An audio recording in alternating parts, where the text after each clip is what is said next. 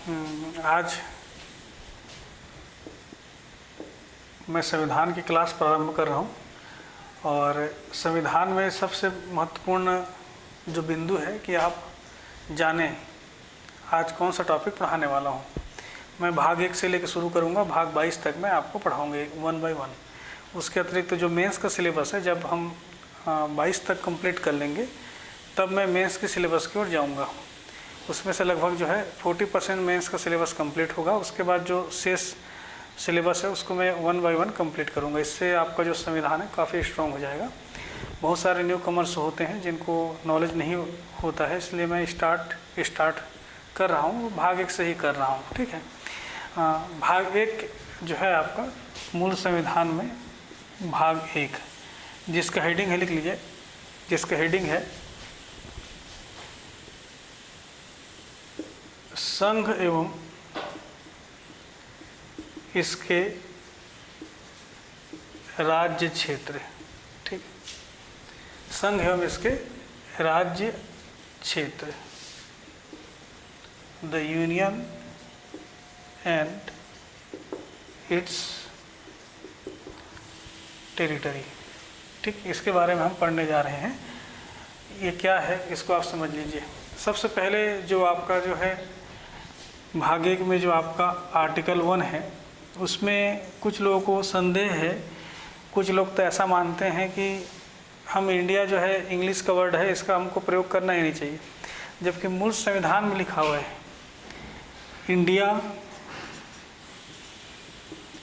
India that is Bharat. मतलब अगर मैं कहूँ कि मैं भारतीय हूँ तो गलत नहीं है, अगर मैं कहूँ इंडियन हूँ तो भी कोई गलत नहीं है। ठीक, हमारा मूल संविधान मानता है कि हम इसको क्या कहेंगे, इंडिया कहेंगे। मूल संविधान में ऐसा लिखा हुआ है इंडिया दैट इज भारत। ठीक, उसमें लिखा हुआ है।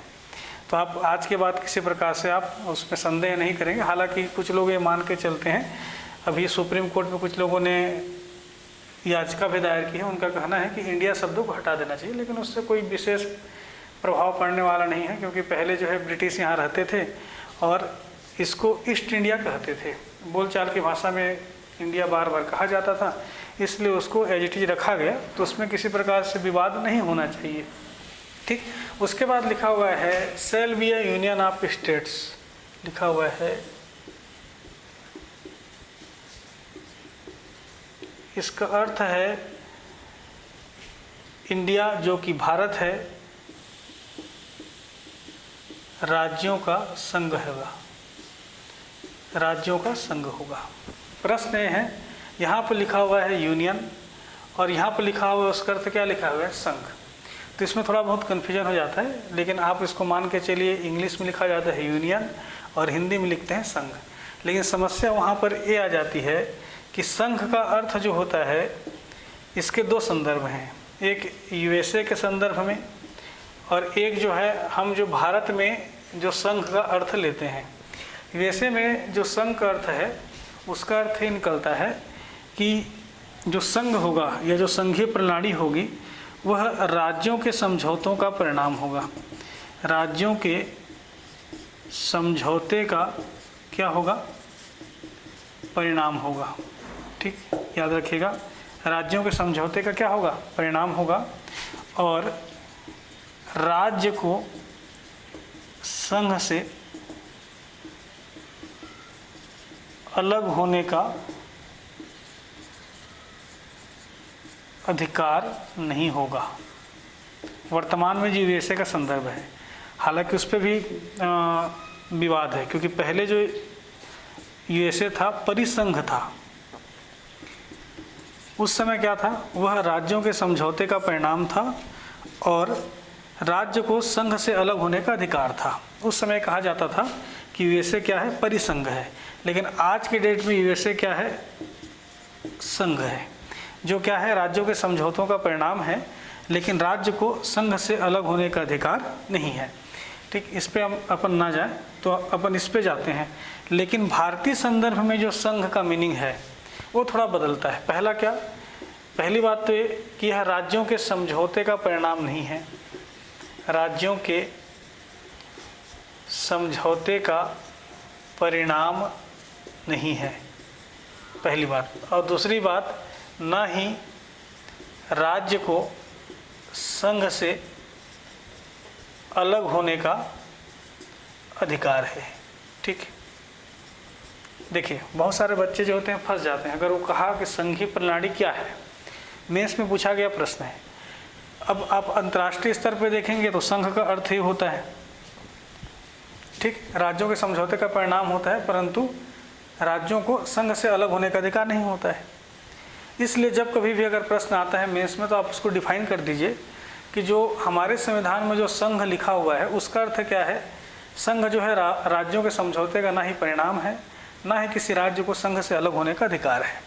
और अगर आपके पास स्पेस है तो लिख दीजिए, अमेरिकी संदर्भ में अगर संघ का अर्थ क्या होता है, राज्य जो है समझौते का परिणाम है, लेकिन राज्य को संघ से अलग होने का अधिकार नहीं है। तो आपको जो सामने वाला पूर्ण अंक दे देगा, आप इस पर कन्फ्यूज मत होइए, ठीक, क्योंकि वहाँ के संदर्भ में अलग है और यहाँ के संदर्भ में अलग है। और उसका भी अर्थ है, मतलब हिंदी में हम इसको क्या लिख रहे हैं, संघ लिख रहे हैं, वहाँ पर संघ ना लिखे फेडरल लिखते हैं वो लोग। और हमने फेडरल शब्द का यूज नहीं किया, हमने कौन शब्द का यूज किया है, यूनियन। लेकिन हिंदी में हमने क्या लिख दिया उसको, संघ। फंडा क्लियर हुआ। वहाँ पर क्या कहा जाता है, इसको फेडरल कहा जाता है, जबकि हमारे यहाँ संघ का अर्थ क्या है, यूनियन है। तो बहुत सारे बच्चे जो हैं कन्फ्यूज हो जाते हैं। और सीएमओ में एक प्रश्न भी आया हुआ था, तो लोगों ने उसका संदर्भ गलत समझा, लेकिन आप वहाँ पर समझा दीजिए कि हमारा जो संघ है ऐसा है और यूएसए का संघ ऐसा है। हिंदी में संघ कहते हैं, लेकिन वहाँ पर क्या लिखेंगे, फेडरल लिखते हैं। फंडा क्लियर हुआ। इसलिए जो भारतीय यूनियन शब्द है उसको क्वासी फेडरल भी कुछ लोगों ने कहा हुआ है। मतलब जो हमारा यूनियन टर्म्स जो यूज हो रहा है उसका अर्थ क्या है, क्वासी फेडरल है, यह अर्ध संघीय प्रकृति का है, ऐसा भी लिखते हैं। ठीक, तो इसमें थोड़ा बहुत कन्फ्यूज है, पहली क्लास से आप समझ नहीं पाएंगे। लेकिन आपको अगर पूछता है कि अनुच्छेद 1 क्या है तो लिख लीजिए, Bharat that is India that is Bharat shall be a union of states. इसका अर्थ क्या होता है, इंडिया जो कि भारत है, राज्यों का क्या है, संघ है। जहाँ पर संघ का अर्थ क्या है, इसको आप एज इट इज वहाँ पर लिख दीजिएगा। इसके बाद आपका जो है ये पार्ट अनुच्छेद 1 जो है आपका कंप्लीट होता है। अनुच्छेद 1 में क्या किया गया था, अभी वर्तमान स्थिति बता रहा हूँ और पूर्व की स्थिति बता रहा हूँ। इसमें क्या किया गया है, जो 1956 के पश्चात परिवर्तित हुआ, चूँकि राज्यों का संघ है इसलिए इन्होंने राज्य को जो है 3 कैटेगरी में बांटा है। एक तो राज्य, एक है आपका संघीय क्षेत्र, संघीय राज्य क्षेत्र जिसको आप केंद्र शासित प्रदेश कहते हैं, ठीक। और तीसरा होता है ऐसे क्षेत्र जो कि क्या किए जाएं, अर्जित किए जाएं, जो कि अर्जित किए जाएं। मतलब पूरा जो भारत है उसको 3 क्षेत्रों में बांटा गया है। कितने क्षेत्रों में बांटा गया है, 3 क्षेत्रों में बांटा गया है। एक है आपके क्या, राज्य क्षेत्र, दूसरा क्या है संघीय राज्य क्षेत्र, या जिसको संघ शासित प्रदेश कहते हैं या केंद्र शासित प्रदेश कहते हैं, जहाँ पर केंद्र का सीधा नियंत्रण होता है, ठीक। उसके बाद जो है ऐसे क्षेत्र जो अर्जित किए जाएं। प्रश्न है कि अर्जित क्यों जाएं, इसके लिए अलग से सेक्शन क्यों बनाया गया है। याद रखिएगा, जो भी देश संप्रभु होता है उन राज्यों को क्या होता है, यह अधिकार होता है कि वह किसी अन्य राज्य को अपने क्षेत्र में क्या कर सकते हैं, शामिल कर सकते हैं। परंपरा पहले से चली आ रही है, जितने भी संप्रभु राज्य हैं अन्य क्षेत्रों को, अब अन्य क्षेत्रों को शामिल कैसे करेंगे, उसके 2-3 तरीके हैं, युद्ध के माध्यम से, समझौते के माध्यम से, ठीक। इन माध्यमों से क्या कर सकते हैं, ऐसे राज्य क्षेत्रों को आप अर्जित कर सकते हैं। मतलब भाग 1 में क्या लिखा हुआ है, राज्य कितने भागों में बांटा है, राज्य क्षेत्र, संघीय राज्य क्षेत्र और ऐसे राज्य क्षेत्र जो अर्जित किए जाएं। लेकिन जो मूल संविधान था उसमें जो है राज्यों को 4 कैटेगरी में बांटा गया था, ठीक। पहले तो ए में उन राज्यों को शामिल किया गया था जो ब्रिटिश राज्य हैं। स्वतंत्रता के दौरान ब्रिटिश राज्यों की संख्या कितनी थी, 11। उसके अतिरिक्त ऐसे राज्य हैं जो रियासतों को आपस में क्या किया गया, उनका विलय किया गया, ठीक। जब भारत स्वतंत्र हुआ तो बहुत सारे रियासतों को आपस में क्या कर लिया गया, शामिल कर लिया गया। रियासतों को शामिल करने के कारण जो राज्य बने उनको कौन से कैटेगरी में रखा गया, बी वाली कैटेगरी में रखा गया, ठीक। पहला कैटेगरी कौन है, जो सीधे ब्रिटिश के नियंत्रण में थे। दूसरा कैटेगरी कौन है, जो रियासतों को मिलाने के कारण जिन राज्यों का गठन किया गया वो दूसरे कैटेगरी के थे। और तीसरे कैटेगरी में क्या थे, उस समय जो है कमिश्नरी क्षेत्र कहते थे उसको, जिसको हम आजकल क्या कहते हैं, संघीय राज्य क्षेत्र कहते हैं या संघ शासित प्रदेश कहते हैं, उस समय उसको कमिश्नरी क्षेत्र कहते थे। तो तीसरे में कमिश्नरी क्षेत्र को शामिल किया गया था। और चौथे में क्या था, वही ऐसे क्षेत्र जिनको अर्जित किया जाए। अब इसको जो 1956 के पश्चात इसको क्या कर दिया गया है, ये जो 4 कैटेगरी था उसको समाप्त कर दिया गया था। अब आपके केवल नॉलेज के लिए है। अब जो है राज्यों को कितने भागों में बांटा गया है, 3 राज्य क्षेत्र, संघीय राज्य क्षेत्र और ऐसे क्षेत्र जो अर्जित किए जाएं। याद रहेगा, ठीक। ये है आपका क्या, अनुच्छेद 1। अनुच्छेद 1 आप समझ पा रहे हैं, इसको याद रखना, पूछता है तो संघ का अर्थ जो होता है उसको थोड़ा देख लेना। और इसमें भी थोड़ा सा डिफरेंस है। आप जब भी अनुच्छेद 1 से रिलेटेड कोई प्रश्न करेंगे तो एक बार आप उसका जो इंग्लिश में क्या टर्म्स है उसको आप देख लीजिएगा। अगर उसने क्या कहा, फेडरल कहा, तो आप वहाँ पर समझा दीजिए कि यूएसए के टर्म्स में ये है। फंडा क्लियर हुआ। यूनियन उसने कहा इंग्लिश में, अगर उसने यूनियन लिखा है तो सीधी सी बात है, इसके बारे में नहीं पूछ रहा है, आपको इसको लिखना है। ये अनुच्छेद 1 पे काफ़ी लोग जो है विवाद रहता है। आज के बाद आप ऐसी गलती नहीं करेंगे, ठीक। अगला जो टॉपिक है आपका अनुच्छेद 1 कंप्लीट हो गया। अनुच्छेद 1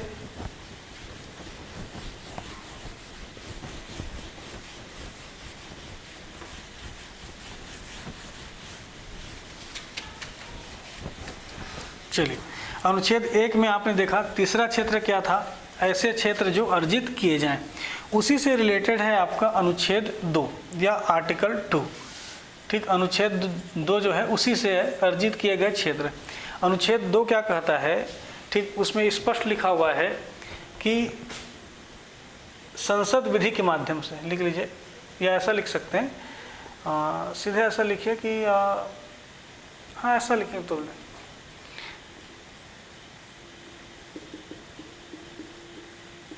नए राज्यों को संघ में शामिल कर सकता है या नए राज्यों को स्थापित कर सकता है, ठीक। लिख लीजिए, कर सकता है, लिख लीजिए। संसद जो है विधि के माध्यम से नए राज्यों को संघ में क्या कर सकता है, शामिल कर सकता है, नए राज्यों को स्थापित कर सकता है। यहाँ पर नए राज्यों को संघ में शामिल कर सकता है या स्थापित कर सकता है, इससे तात्पर्य क्या है, उन राज्यों से है जो अर्जित किए जाएं। जो क्या किए जाएं, अर्जित, मतलब जो भारतीय भूभाग में शामिल नहीं थे। अनुच्छेद 2 का प्रयोग भारत में हुआ या नहीं हुआ है, आपको याद होगा। जो आपका जो है गोवा है, दादर नागर हवेली है, ठीक, दमन दीव है, पुडुचेरी है या सिक्किम है, ये सब जो हैं अनुच्छेद 2 के माध्यम से क्या किए गए, भारतीय संघ में शामिल किए गए। याद रहेगा, ठीक, याद रहेगा। लेकिन ये पावर किसको है, संसद, पार्लियामेंट को है। पार्लियामेंट क्या कर सकता है, नए राज्यों को संघ में क्या कर सकता है, शामिल कर सकता है। मतलब इंग्लिश में लिखना है तो एडमिट लिख लीजिए, और इसका मतलब होता है स्थापित, मतलब क्या होता है, इस्टेब्लिश, ठीक। याद रहेगा। कौन कर सकता है, प्रश्न पूछता है ऑब्जेक्टिव पैटर्न में। यह है आपका अनुच्छेद 2। ये उन राज्यों के संबंध में है जो भारतीय भूभाग के अभी अंग नहीं है। एक बार पीएससी प्री में पूछा था। यह है आपका अनुच्छेद 2, याद रहेगा। चलिए, अब उसके बाद अगला जो है अनुच्छेद क्या है, 3। अनुच्छेद 3 क्या कहता है, अनुच्छेद 3 कहता है नए राज्यों का निर्माण। जैसे आपने जो छत्तीसगढ़ राज्य गठन देखा है, ये क्या है, नए राज्यों का क्या निर्माण, ठीक। किसका निर्माण जी, नए राज्यों का निर्माण। प्रश्न है कि नए राज्यों का निर्माण कौन कर सकता है, तो स्पष्ट लिखा हुआ है नए राज्यों का निर्माण जो है संसद कर सकता है। लेकिन कैसे कर सकता है, विधि के माध्यम से कर सकता है, याद रहेगा। और इसमें जो है 5-6 सेक्शन है। जैसे पहला, संसद नए राज्य का निर्माण कर सकता है, नए राज्य का निर्माण कर सकता है। प्रश्न है नए राज्य का निर्माण कैसे करेगा। जैसे मान लीजिए सपोज क्या है आपका, ठीक, कोई भी राज्य है, ठीक, तो संसद को ये पावर है कि किसी भी राज्य के, जैसे सपोज क्या है मध्य प्रदेश है, तो मध्य प्रदेश में किसी भी राज्य को क्या कर सकता है, उसके राज्य क्षेत्र को क्या करेगा, अलग करके, ठीक, या एक से अधिक राज्यों के क्षेत्रों को क्या करके अलग करके नए राज्यों को क्या कर सकता है, गठन कर सकता है। इसका अर्थ ये नहीं है कि केवल एक राज्य से गठित होगा। संसद जो है क्या कर सकती है, बहुत सारे राज्यों की सीमाओं को क्या कर सकती है, थोड़ा थोड़ा काट के एक नए राज्य की स्थापना कर सकती है। याद रहेगा, याद रहेगा। यह है आपका क्या, पहला। नए राज्य का निर्माण कैसे होगा, आपस में बहुत सारे जो राज्य हैं उनकी सीमाओं को क्या करके, कम करके, उनके क्षेत्र को अलग करके क्या कर सकता है, नए राज्य का निर्माण कर सकता है। कौन कर सकता है, संसद कर सकता है। इसके अतिरिक्त जो है संसद के पास यह पावर है कि किसी भी राज्य के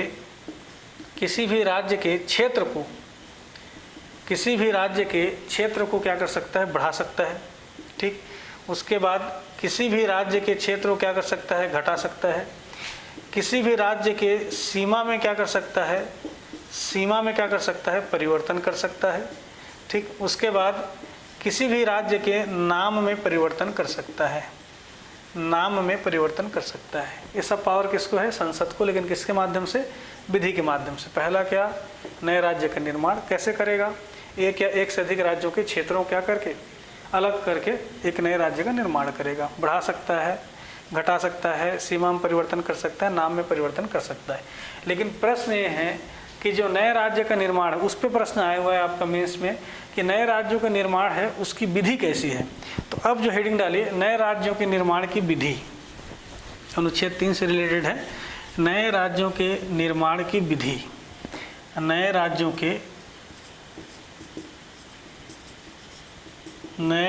के निर्माण की विधि। कौन सी विधि है जिसके माध्यम से नए राज्यों को निर्मित किया जाता है। पहले स्पष्ट था, नए राज्यों का निर्माण किसके माध्यम से होगा, संसद के माध्यम से होगा। ठीक, इसमें स्पष्ट लिखा हुआ है कि जब कभी भी कोई विधि जो है नए राज्य के निर्माण से जुड़ी हुई है, तो सबसे पहले जो है राष्ट्रपति के पूर्व अनुमति से ही क्या की जाएगी, संसद में प्रस्तुत की जाएगी। लेकिन स्पष्ट लिखा हुआ है कि जब कभी जो राष्ट्रपति जो है इन विधियों को क्या करते हैं, अनुमति देते हैं, तो तत्काल क्या करेंगे, संबंधित राज्यों को क्या करेंगे, संबंधित राज्यों को अभिमत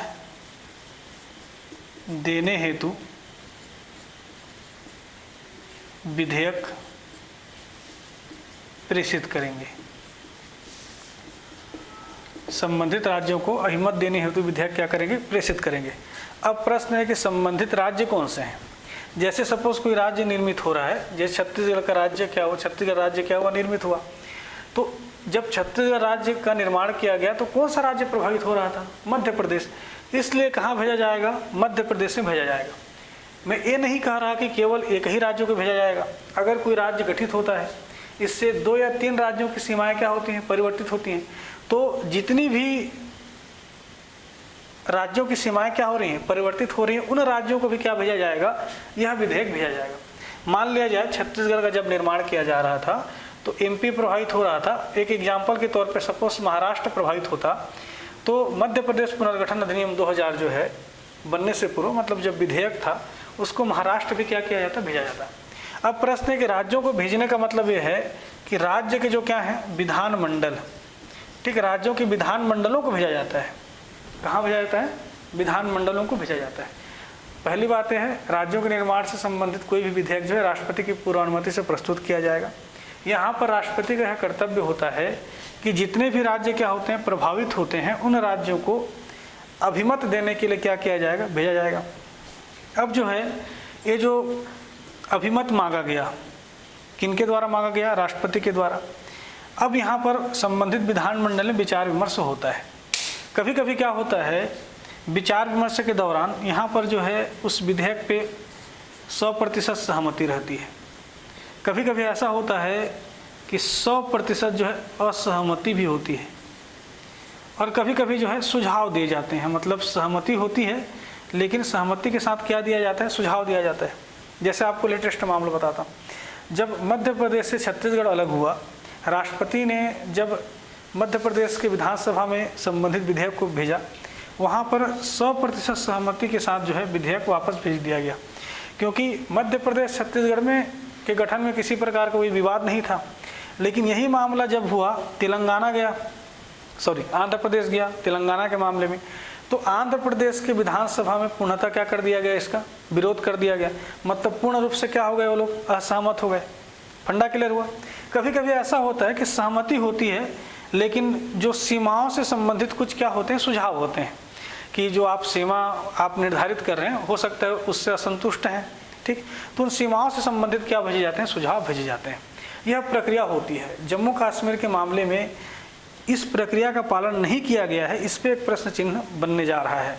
अगर भविष्य में जो मामला अटकेगा तो वहाँ पर इस प्रक्रिया का पालन जो है राष्ट्रपति ने नहीं किया। हालांकि वहाँ की जो विधानसभा थी सस्पेंड थी, निलंबित थी, तो उन्होंने कहा चूंकि निलंबित है तो मैंने संबंधित किसको भेज दिया, राज्यपाल को भेज दिया। खैर वो वैधानिक मामला है, आपके जानने का नहीं है। जब आप कंप्लीट कर लेंगे कॉन्सेप्ट तब आपको मैं बताऊंगा। तो राष्ट्रपति की पूर्व अनुमति से भेजेगा, राष्ट्रपति संबंधित राज्यों को अभिमत देने के लिए भेजेगा। लेकिन यहाँ पर जो भी अभिमत देते हैं या सुझाव देते हैं, ठीक, ये लोग वापस दे दिए सुझाव, इस पे कहाँ विचार विमर्श होगा, संसद में। लेकिन संसद जो इन सुझावों को मानने के लिए क्या नहीं है, बाध्यकारी नहीं। याद रहेगा, संसद चाहे तो उनके सुझावों को माने, चाहे तो ना माने, ठीक। उसके बाद संसद अगर विधेयक को जो है सामान्य बहुमत से क्या कर दे, सामान्य बहुमत से क्या कर दे, पारित करती है, ठीक। तत्पश्चात वह विधेयक किसके पास जाता है, राष्ट्रपति के पास जाता है, ठीक। संसद का मतलब क्या है, लोकसभा राज्यसभा, दोनों स्थानों पर सामान्य बहुमत से अगर क्या हो जाए, सामान्य बहुमत से अगर पारित हो जाए तो यह विधेयक कहाँ जाएगा, राष्ट्रपति, और राष्ट्रपति की अनुमति के साथ ही राज्य का हो जाएगा, गठन हो जाएगा। यह है पूरा राज्य निर्माण की प्रक्रिया। कहाँ शुरू हुआ, राष्ट्रपति से, राष्ट्रपति ने अनुमति दी, ये पूरी प्रक्रिया का हमने पालन किया, अंततः जो है नए राज्य का क्या हो गया, निर्माण हो गया। याद रहेगा, इसमें किसी प्रकार से किसी कोई संदेह है, क्लियर। चलिए, यह है नए राज्यों का निर्माण। याद रखिएगा, इसी पे इस साल प्रश्न पूछा था, जो पीएससी प्री में प्रश्न पूछा गया था, उसने कहा था कि राज्य की सहमति अनिवार्य है या नहीं है, ठीक।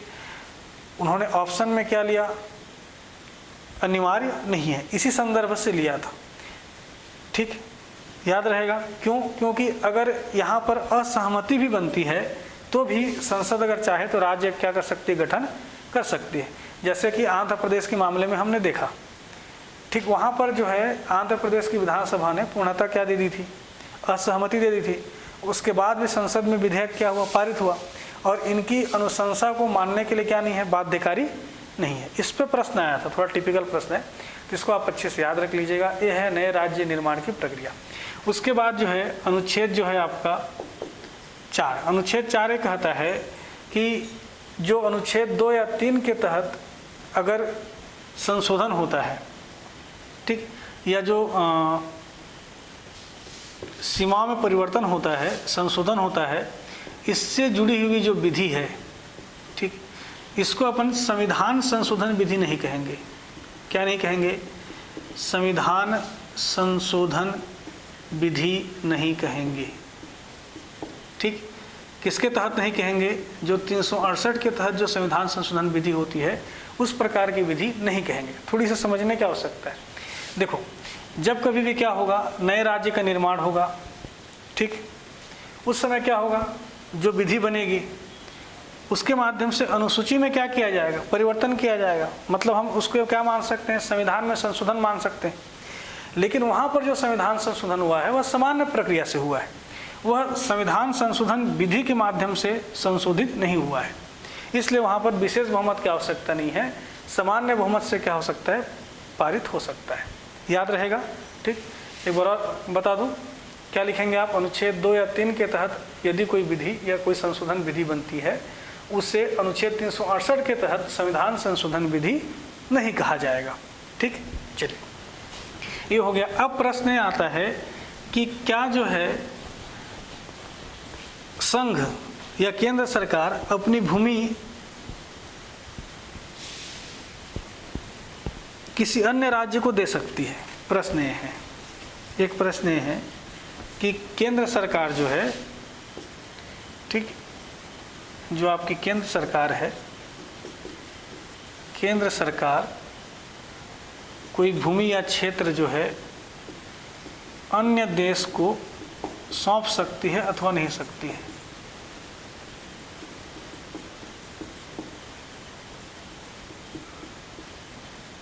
अथवा नहीं। ठीक है, विवाद इसलिए उत्पन्न हुआ 1958 में जो है भारत और पाकिस्तान के बीच क्या हुआ था, समझौता हुआ था। उस समय एक क्षेत्र था जिस क्षेत्र का नाम क्या था, बेरुवाड़ी। काफ़ी फेमस क्षेत्र, लिख लीजिए बेरुवाड़ी।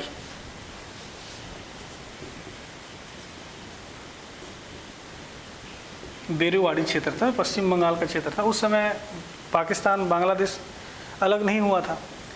तो बेरुवाड़ी एक जो क्षेत्र था पश्चिम बंगाल का, हमने उसको किसको देना चाहा, पाकिस्तान। समझौते के तहत जो है पाकिस्तान को दिया जाना था। कुछ लोग पहुंच गए सुप्रीम कोर्ट, और सुप्रीम कोर्ट से कहा गया क्या सामान्य बहुमत से पारित किसी विधि के माध्यम से कोई राज्य क्षेत्र जो है किसी अन्य देश को सौंपा जा सकता है।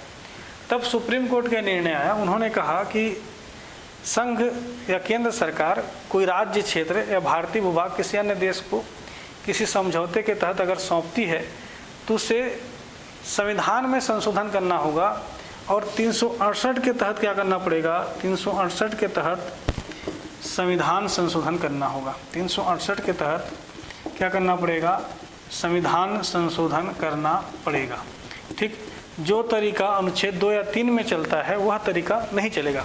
उसके लिए आपको बाकायदा क्या करना पड़ेगा, 368 के तहत क्या करना पड़ेगा, संविधान संशोधन। और सुप्रीम कोर्ट के निर्णय के बाद आने के बाद 1960 में 9वां संविधान संशोधन किया गया। 9वां संविधान संशोधन किया गया। 9वां संविधान संशोधन किया गया और बेरुवाड़ी क्षेत्र को किसको सौंप दिया गया, पाकिस्तान को सौंप दिया गया। वैसा ही एक केस और हुआ 1974 में इंदिरा गांधी और बांग्लादेश के तत्कालीन प्रधानमंत्री, ठीक, जिनका नाम क्या था, लिख लीजिए, जिनका नाम था, लिखो, मुजीबुर रहमान। ठीक, मुजीबुर रहमान के साथ किसका समझौता हुआ, तत्कालीन प्रधानमंत्री जो है इंदिरा गांधी जी का समझौता हुआ। किनका समझौता हुआ, इंदिरा गांधी जी का समझौता हुआ। उस समझौते के तहत जो इनक्लेव बना हुआ था, ठीक, ये जो आपका बांग्लादेश का इनक्लेव बना हुआ था, इन इनक्लेव का आपस में क्या करना था, स्थानांतरण करना था, ताकि इनकी सीमाओं को क्या किया जा सके, स्पष्ट किया जा सके। पहले जो सीमा थी ऐसे ऐसे ऐसा था, उसको स्पष्ट करने के लिए आपस में बांग्लादेश और आपके जो भारत हैं, तत्कालीन प्रधानमंत्री इंदिरा गांधी थी, वहाँ के प्रधानमंत्री थे कौन, मुजीबुर रहमान, उनके बीच समझौता हुआ था। हालांकि लंबे समय तक जो है समझौता लागू नहीं हो सका। अंततः 2015 में 100वां संविधान संशोधन अधिनियम 2015 बना, जिसके तहत लगभग 10,500 स्क्वायर फीट हमने बांग्लादेश को दिया, उसके बदले में हमको 6,000 स्क्वायर फीट ज़मीन हमको मिली, और इससे जो सीमा है क्या मिल गई, ठीक, इस प्रकार से बन गई। उस समय जो है 4 राज्यों की सीमाएं क्या हो रही थी, प्रभावित हो रही थी। आपका जो मेघालय है, असम है और त्रिपुरा है। ठीक, मेघालय, असम और क्या, त्रिपुरा, इनकी सीमाएं क्या हो रही थी, प्रभावित हो रही थी। तो चारों की सीमाएं क्या हुई, प्रभावित हुई, और अंततः जो है 100वां संविधान संशोधन अधिनियम 2015 बना और आपस में भूमि का स्थानांतरण हो गया। तो यहाँ पर भी जो है 368 के तहत क्या किया गया, संविधान संशोधन किया गया। तो भूमि का आदान प्रदान कितनी बार हुआ है, 2 बार हुआ है। एक तो 9वें संविधान संशोधन के द्वारा बेरुवाड़ी क्षेत्र हमने दे दिया तत्कालीन पाकिस्तान को, ठीक, और 100वें संविधान संशोधन के द्वारा जो है 2015 में हमने आपस में भूभाग का क्या किया, स्थानांतरण किया। तो प्रश्न है, अगर आपको पूछता है कि क्या जो है सामान्य विधि के माध्यम से, सामान्य जो संशोधन विधि है या सामान्य बहुमत से पारित विधि के माध्यम से क्या संघ सरकार कोई क्षेत्र अन्य देश को सौंप सकती है, तो नहीं। उसके लिए क्या करना पड़ेगा, 368 के तहत क्या करना पड़ेगा, संविधान संशोधन विधि का क्या करना पड़ेगा, निर्माण करना पड़ेगा। ठीक है, ये है आपका 1, 2, 3, 4। उसके बाद राज्य पुनर्गठन पे मैं आपको एक वीडियो बनाऊंगा, फिर आपका भाग 1 कंप्लीट हो जाएगा। धन्यवाद।